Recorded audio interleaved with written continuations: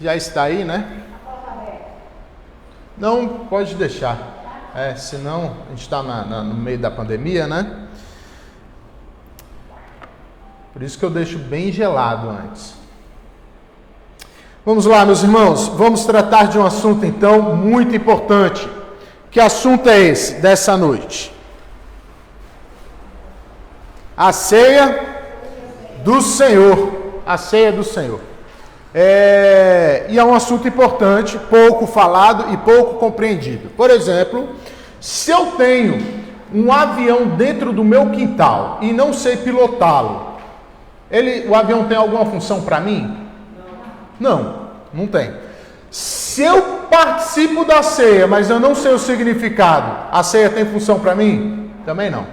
Então, por quê? Porque o culto, o nosso culto é culto racional. Precisamos compreender o que estamos fazendo para saber e aproveitar as bênçãos do Senhor. Então, vamos lá, meus irmãos. Rapidamente, o que a gente pode falar da ceia do Senhor? Pode dizer. Valdeci.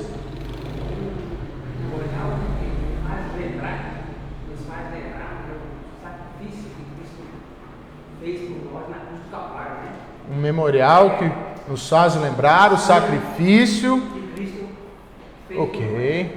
O que mais? Meio de graça, importante isso. Um meio de graça. O que mais?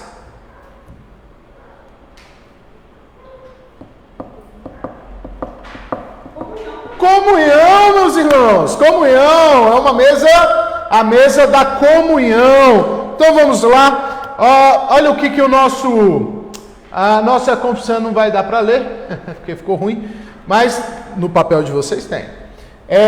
Olha o que a nossa confissão de fé diz sobre a ceia do Senhor.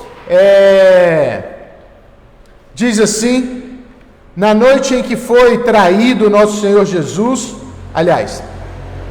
na noite em que foi traído, nosso Senhor Jesus instituiu o sacramento do seu corpo e sangue, chamado ceia do Senhor, para ser observado em sua igreja até ao fim do mundo, a fim de lembrar perpetuamente o sacrifício em que sua morte ele fez de si mesmo, selar aos verdadeiros crentes os benefícios provenientes desse sacrifício para o seu nutrimento espiritual e crescimento nele, e a sua obrigação de cumprir todos os seus deveres para com ele, e ser um vínculo e penhor da sua comunhão com ele e de uns com os outros, como membros do seu corpo.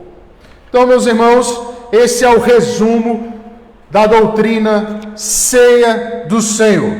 Então, o que nós estamos vendo? Quarta-feira passada falamos de batismo. Batismo é um meio, é um aspecto visível de uma graça invisível, porque aquilo que Deus faz internamente é maior do que aquilo que está externo, tudo bem? E a ceia do Senhor, ele continua nessa estrada. Vamos lá. Ceia do Senhor, mesa, pão e vinho, começa quando? Quando que isso começa? No Natal? Não. Quando começou a primeira? A primeira foi um pouco antes da morte de Jesus. Um pouco antes da morte de Jesus. Isso é o Antigo Testamento?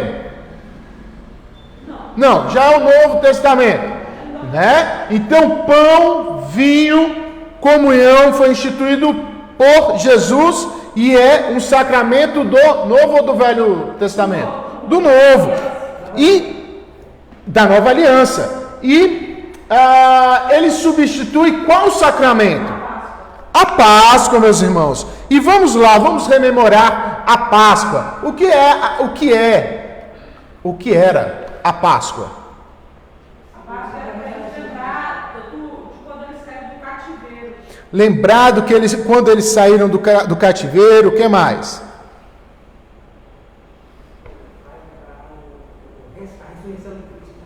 Não, estou falando do antigo agora. Isso. A libertação. O que mais? Era uma festa, um memorial da libertação israelita, né? Lembrando que quando Deus libertou o povo das garras de quem? Do faraó, dos egípcios. E aí, meus irmãos, qual foi a 10ª praga? A morte dos primogênitos. E aí Deus instituiu uma atitude. Qual era essa atitude?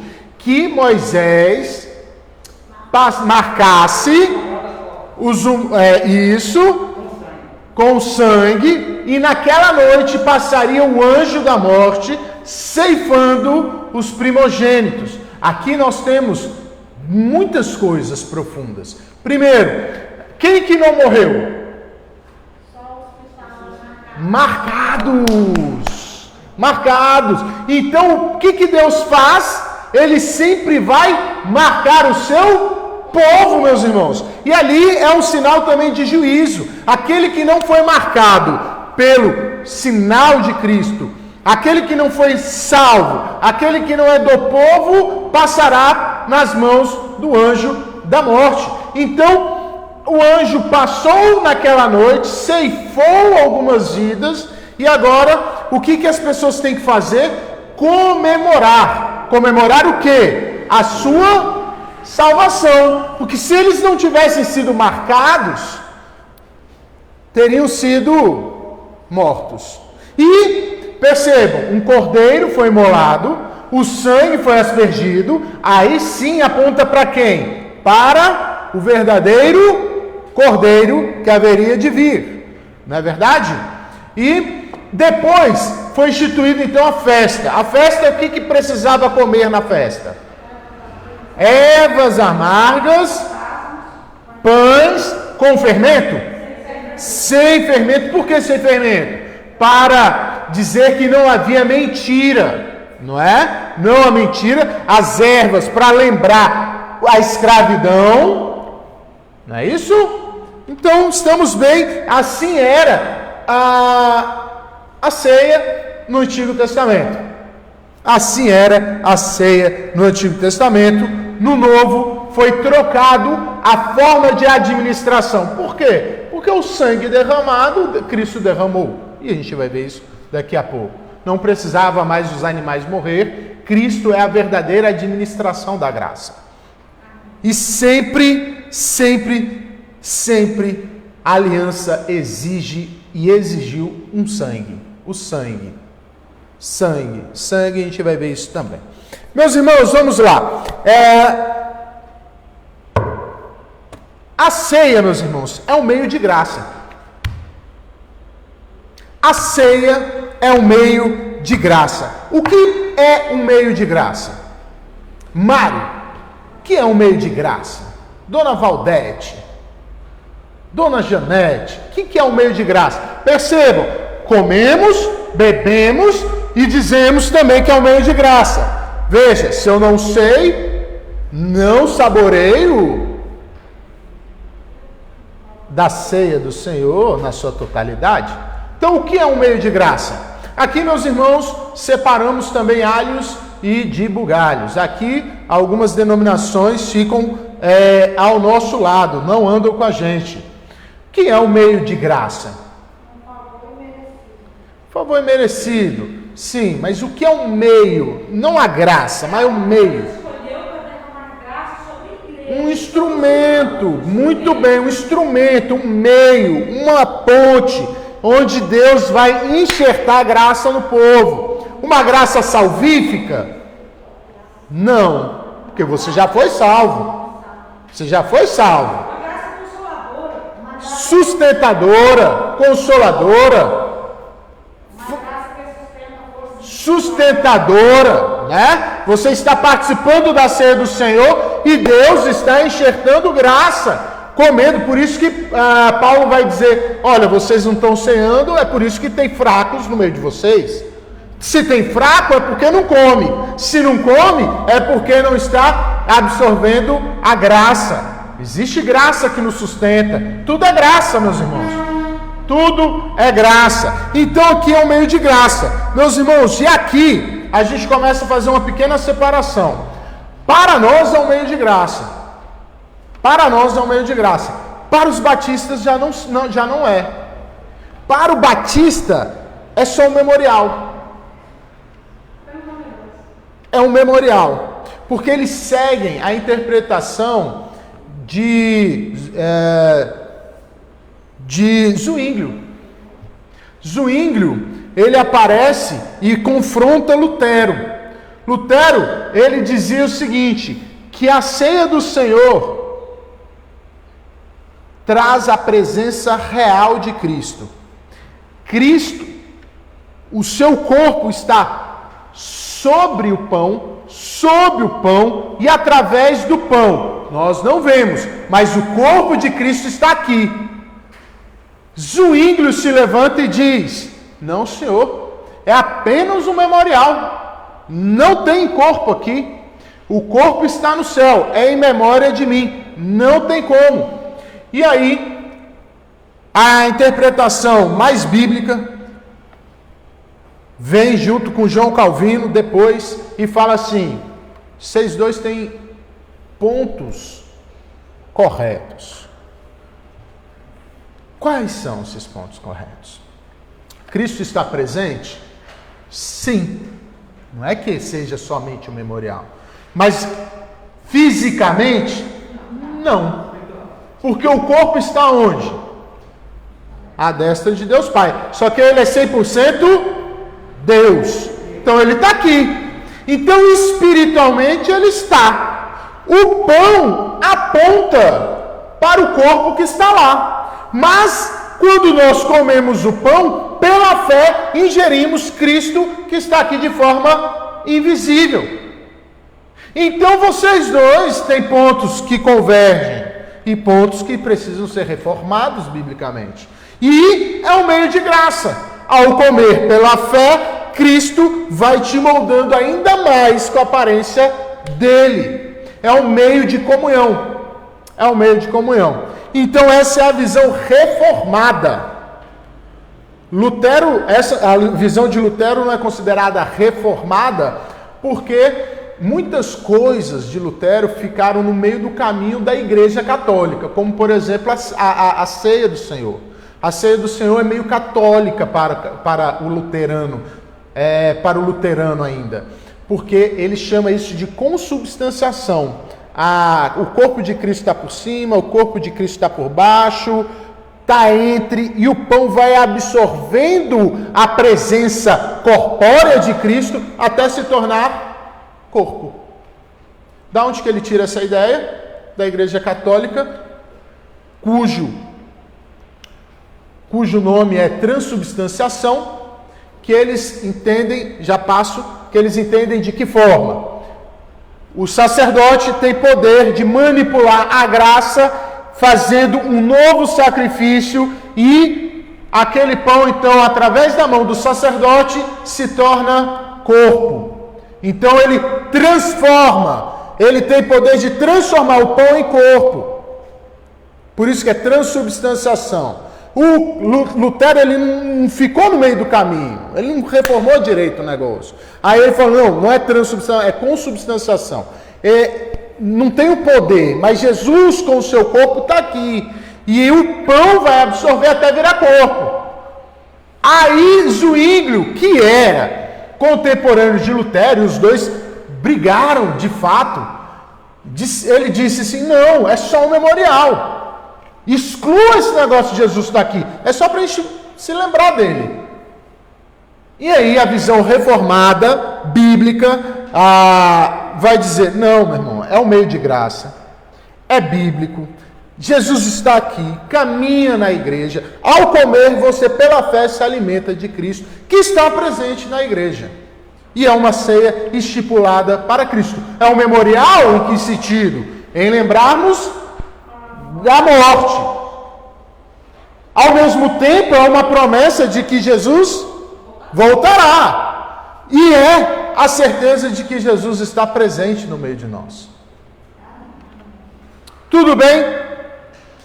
Então, aqui a gente mostra as 4 visões sobre a mesa do Senhor. Transubstanciação com os católicos, consubstanciação com os luteranos, memorial com os batistas e meio de graça com os reformados. Tudo bem? Sim. Então vamos lá, meus irmãos, a ceia de Jesus. Quem pode ler para nós?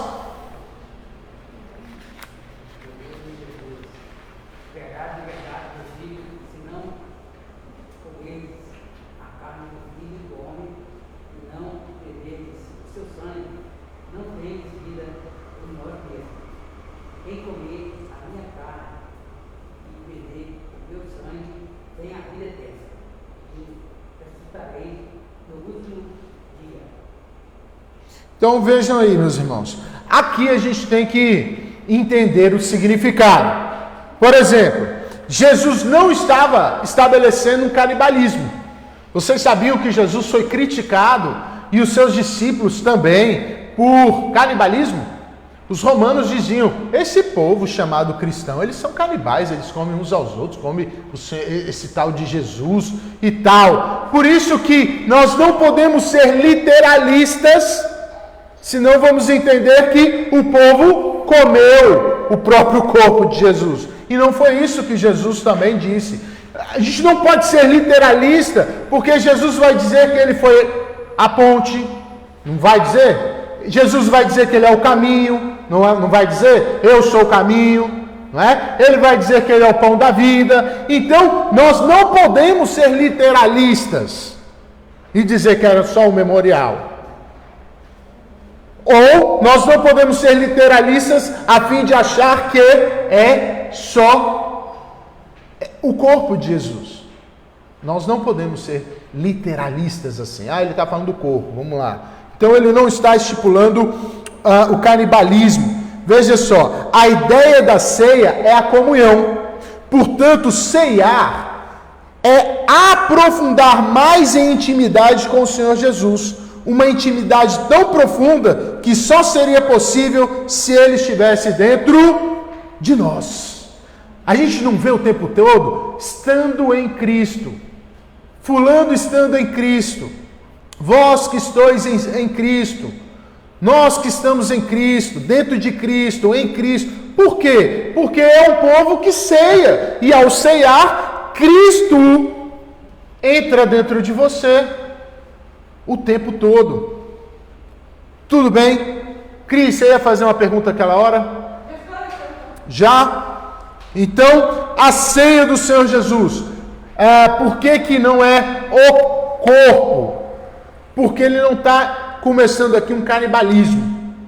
A ideia é a questão de se alimentar pela fé. Pela fé. Pela fé. Então vamos lá, meus irmãos. O que significa, então, o que significa o pão e o cálice? O cálice significa o sangue e o pão significa o corpo. Isso. O sangue e o pão significa o corpo. A gente vai ver ao longo da Bíblia ilustrações como trigo moído, sendo moído, pisoteado, o sangue e etc e tal. Então percebam que é justamente uma placa que aponta para algo. Por exemplo, se eu mostro para vocês aqui a placa, o mapa da França, e aponta, aqui é a França. Aqui seria a França, ou ele estava me indicando onde que está a França de verdade?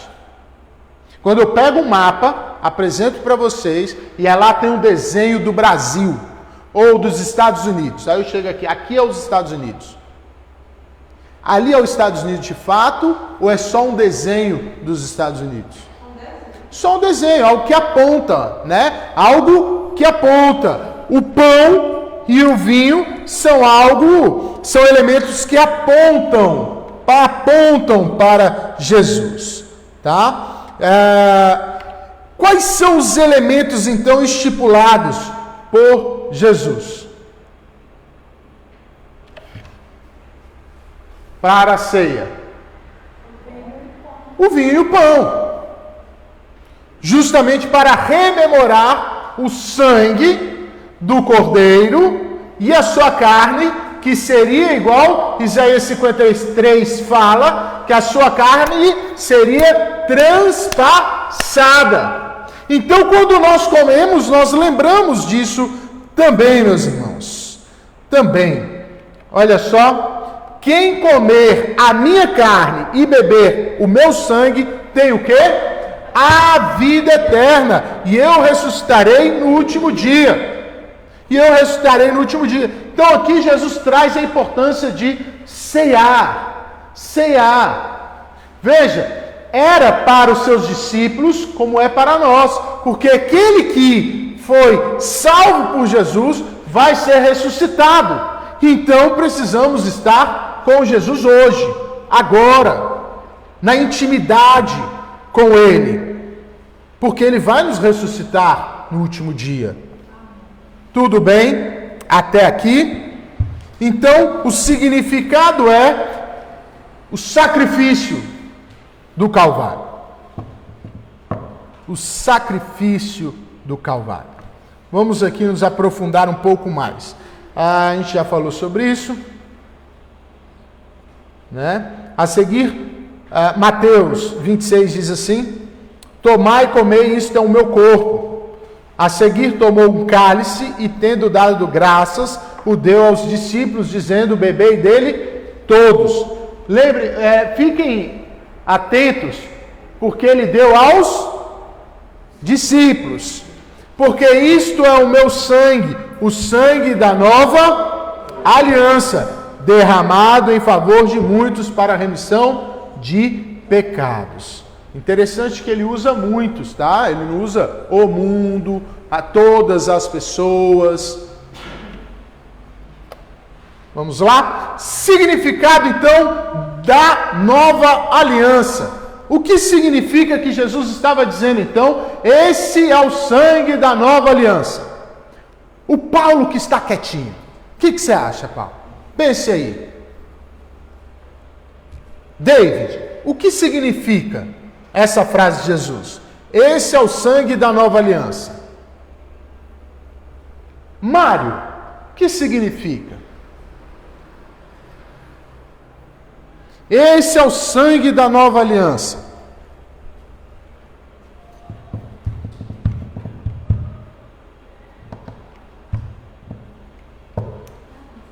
O que significa esse negócio de nova aliança? Lembrando, meus irmãos, nosso Deus... Quer falar? Fala. Claro. Significa que a partir dele haveria uma nova aliança, porque a antiga ele estava cumprindo. Isso. Lembrem-se que nosso Deus é um Deus de aliança desde o início. E a aliança exige sangue. O sangue sempre exigiu sangue. Então, por isso que nós vamos ver aqui, veja só, Hebreus 9:22 vai dizer: com efeito, quase todas as coisas, segundo a lei, se purificam com sangue, e sem derramamento de sangue não há remissão de pecado. Então, Deus faz uma aliança, e essa aliança ela é administrada, temperada, amarrada com o quê? Com sangue. Com sangue, meus irmãos. Isso é muito importante. Com sangue, desde o início. Desde o início. Eu vou usar um exemplo aqui. Adão e Eva, quando eles pecaram, como que Deus traz a aliança? Em que formato? Um cordeiro que ele foi morto e vestiu a pele dele na...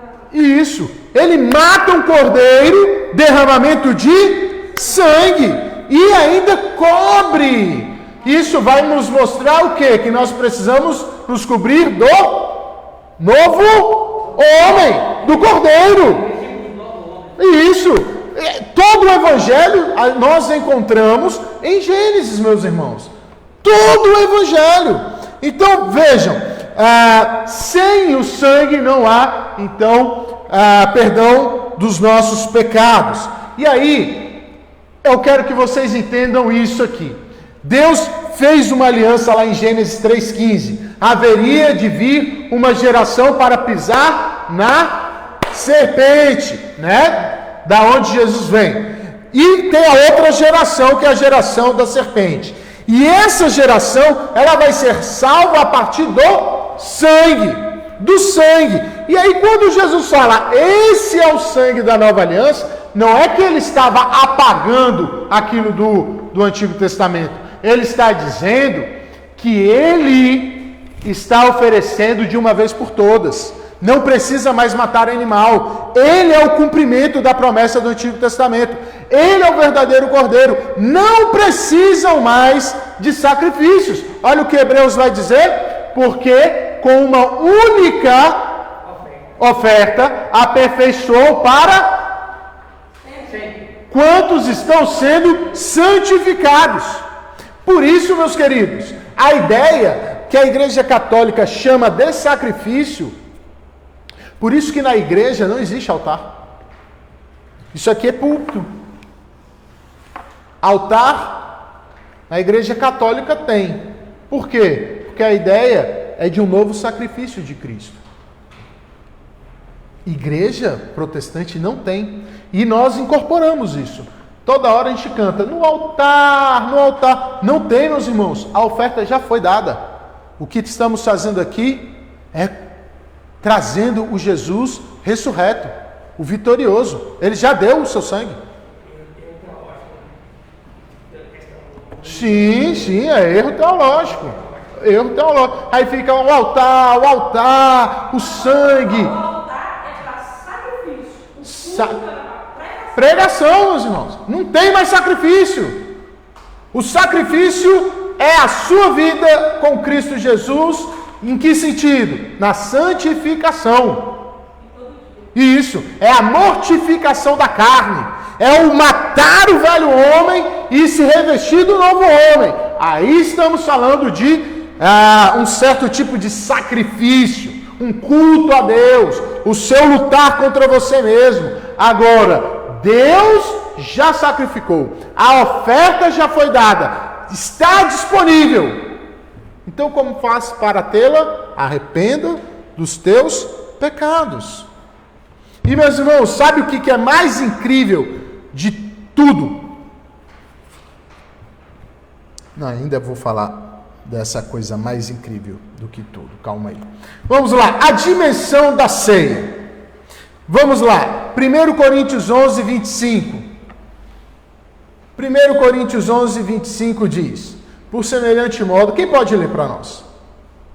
Por semelhante modo, depois de haver ceado, tomou também o cálice, dizendo: este cálice é a nova aliança no meu sangue. Fazei isso todas as vezes que o beberdes em memória de mim. Porque todas as vezes que comerdes este pão e beberdes o cálice, anunciais a morte do Senhor até que Ele venha. Então percebam, meus irmãos, é Jesus que está falando aqui agora? Quem é que está falando aí? Quem escreveu 1 Coríntios? Paulo. Então é Paulo que está instruindo quem? A igreja de Corinto. A igreja de Corinto estava fazendo uma baderna na ceia e ele repete as mesmas coisas que Jesus disse. E olha só qual é o efeito da ceia. Este cálice é a nova aliança. Por que a nova aliança? Porque Jesus deu sangue, não há mais sacrifício, é a nova aliança. Nós não podemos e nem precisamos colocar a arca da aliança, nos ajoelhar em cima da arca, porque o sacrifício já foi feito. Por isso que não tem como eu perco ou ganho a salvação, perco a salvação ou ganho a salvação. Não existe isso. Ou ele foi suficiente, ou você ainda precisa dele. Ou você realmente é de Jesus, ou o anjo passará sobre você. O anjo não ficou na dúvida. Será que ele agora... E se ele apagou? Ou não apagou? Apagou ou não apagou? Não, meus irmãos. Ou foi marcado ou não foi. O anjo da morte com dúvida. Mas vai que amanhã... Vai que amanhã ele resolve não colocar a marca. Se fosse amanhã, será que ele botaria a marca? Não sei. Então não tem isso. Ou é ou não é. Jesus, o seu efeito ou te alcançou ou não te alcançou, meus irmãos. Por isso que a ceia vai exigir uma dimensão maravilhosa, que é: examine-se o homem, cada um. Você precisa saber como que você está para ceiar. Como anda a sua santificação. Como anda a sua vida.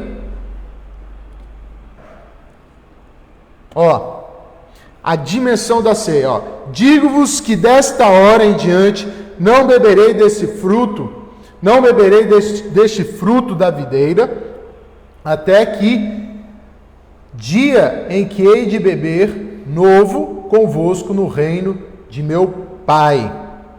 Aqui ficou ruim, quebrado ali, né? Aqui no meu também. Então percebam aqui, eu quero que vocês entendam a dimensão da ceia. Nós, ao ceiarmos, olhamos para onde? Para o passado, porque Jesus morreu no passado. Nos alimentamos no presente, somos fortalecidos e anunciamos, como foi dito aqui, anunciar a morte do Senhor até que Ele venha. Se você ficou com medo das pessoas dizendo que Jesus está para voltar, toda vez que a gente ceia, a gente diz isso: Jesus vai voltar, Jesus vai voltar, Jesus vai voltar, Jesus vai voltar. Então o cálice, ele tem um efeito do passado, do presente e do futuro. E isso aqui é muito importante, meus irmãos. Pensem em Jesus na noite em que ele foi traído. Pensem em Jesus no momento em que ele em que ele estipulou a ceia. Ali, ele deu o cálice para quem? Para os discípulos, não é?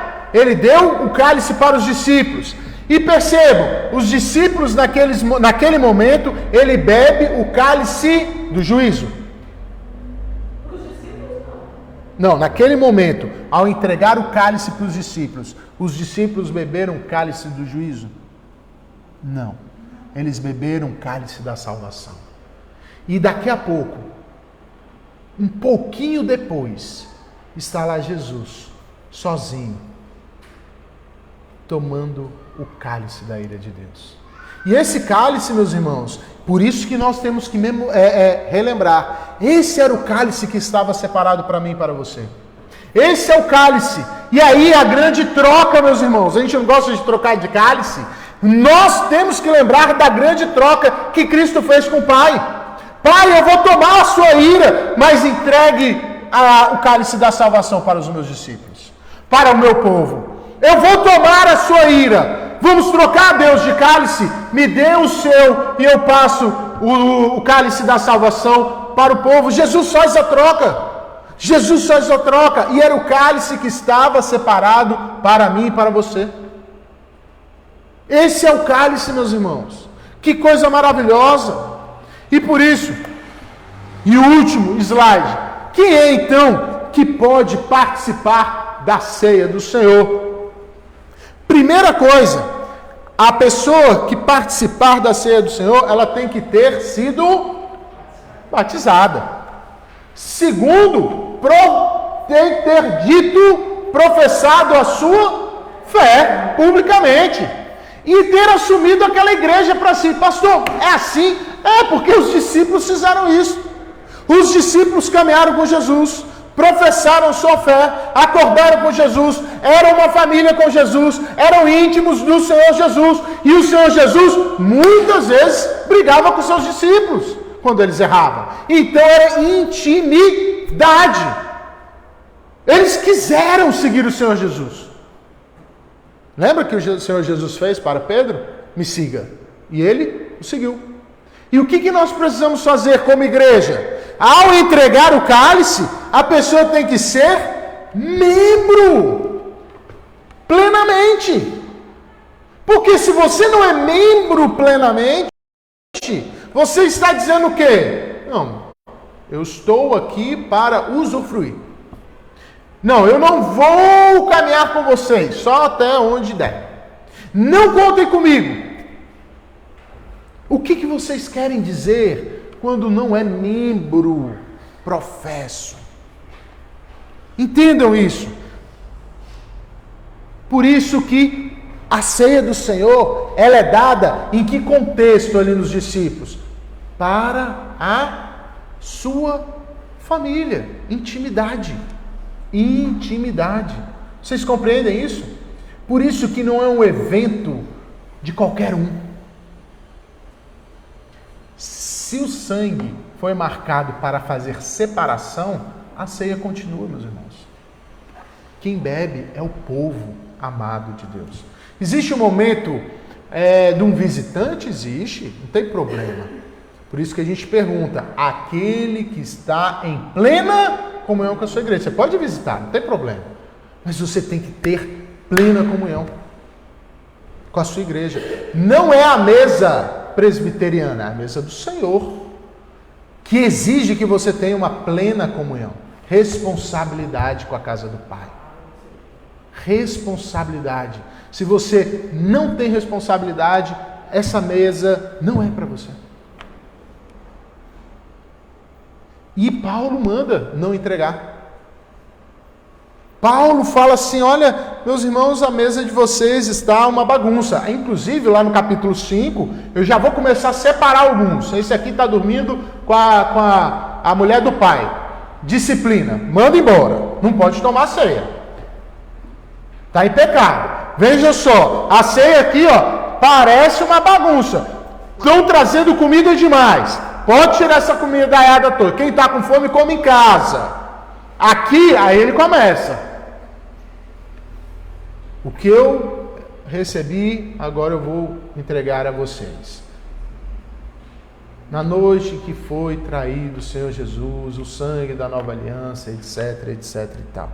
Então, meus irmãos, quem é que pode estar presente? Aquele que foi separado, aquele que tem compromisso, aquele que está com a sua vida devocional em dia. Porque se você não tiver, eu não coloquei aí, se você não tiver, mas vamos abrir lá em 1 Coríntios 11, olha só o que acontece. Estamos para encerrar.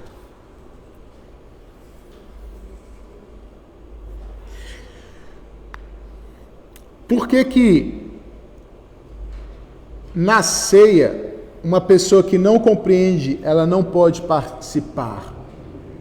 Porque no verso 28 diz, examine-se, pois o homem a si mesmo. Então, aqui exige um elemento, qual é? A compreensão de quem é Jesus, de que se você é pecador, esse nível, entendeu? Veja aí, 1 Coríntios 11, 28. Examine-se, pois, o homem a si mesmo, e assim coma do pão e beba do cálice.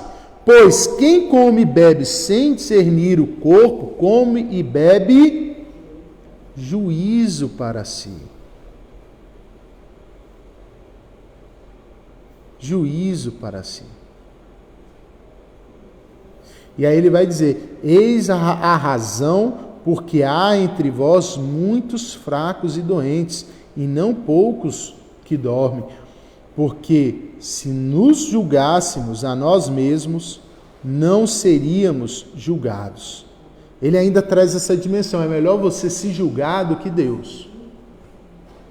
Mas, quando julgados, somos disciplinados pelo Senhor, para não sermos condenados com o mundo. Então, sem o discernimento, percebam, sem o discernimento, quando a igreja te disciplina, ela está te protegendo. Entenda o efeito da disciplina, David. Quando a igreja te disciplina e fala assim, meu irmão, senta aqui. Você não está apta a tomar a ceia. Você recolhe. Por quê? O que é isso? Por quê, meu irmão? Porque é o seguinte. Olha o verso 32. Mas quando julgados, somos disciplinados pelo Senhor, para não sermos condenados com o mundo. Eu não quero que você seja condenado com o mundo. Porque a condenação com o mundo vai trazer choro e ranger de dente. Então eu não quero que você se torne cúmplice. Então examine, volta para a disciplina com o Senhor Jesus, volta a ser um discípulo do Senhor Jesus e volte para a mesa.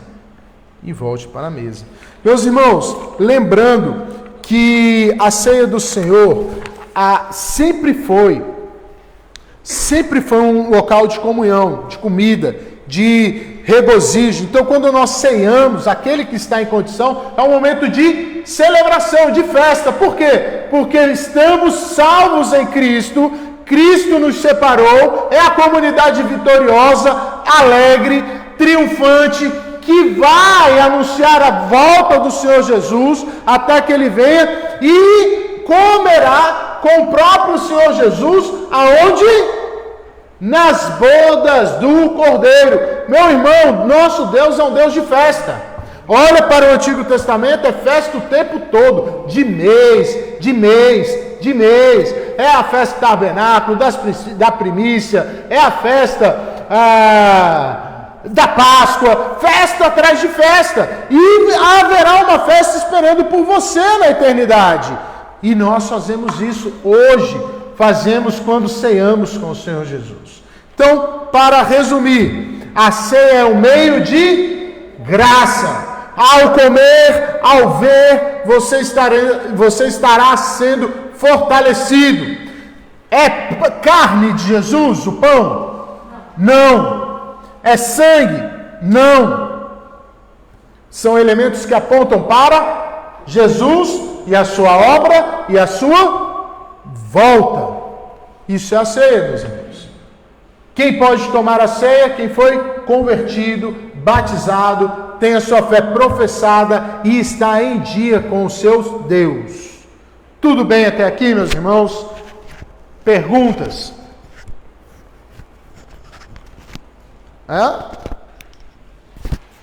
Perguntas? Dona Irlene pergunta. Alice entendeu? Alice, você é o nosso coração.